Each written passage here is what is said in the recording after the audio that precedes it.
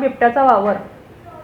म्हाडा कॉलनीच्या पाठीमागे दुर्वांकूर हॉटेलच्या शेजारी वेड्या बाबळीची झाडे आणि त्या ठिकाणी मोठे मोठे खड्डे काल रात्री येथे बिबट्या वावरत असताना नागरिकांच्या निदर्शनात आले।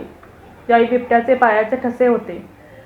गेले अनेक दिवसापासून याच ठिकाणी बिबट्या वावरत असल्याचे भर दुपारी कॅमेऱ्यात कैद झाले होते। येथील नागरिकांमध्ये भीतीचे वातावरण झाले आहे। म्हाडा कॉलनीच्या पाठीमागे दाट झाडे झुडपे असून यामध्ये मोठे मोठे खड्डे आहेत। आज दुपारी 3-3:30च्या टायमाला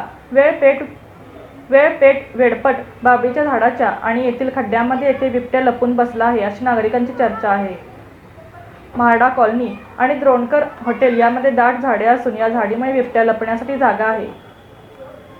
श्रीरामपूर वन अधिकारी यांनी प्रत्यक्ष येथील पाहणी करून वेडपट बाबळी काढण्याचा निर्णय आणि श्रीरामपूर शहरामध्ये जिथे दाट भेळपट बाबळी झाडे उभी असतील त्या ठिकाणी ताबडतोब वन अधिकाऱ्यांनी झाडे तोडण्याचा बंदोबस्त करावा अशी मागणी श्रीरामपूर शहरवासी यांनी केली आहे।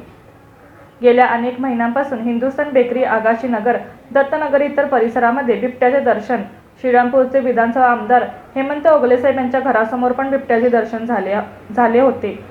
या प्रश्नाकडे श्रीरामपूर ग्रामीण वनाधिकारी व शहर वनाधिकारी यांनी जातीने लक्ष घालून हा प्रश्न ताबडतोब मार्गी लावावा असा इशारा येथील नागरिकांनी दिला आहे। बोंबले नगर परिसरामधील लहान मुलांसह नागरिकांमध्ये घबराटीचे वातावरण झाले आहे।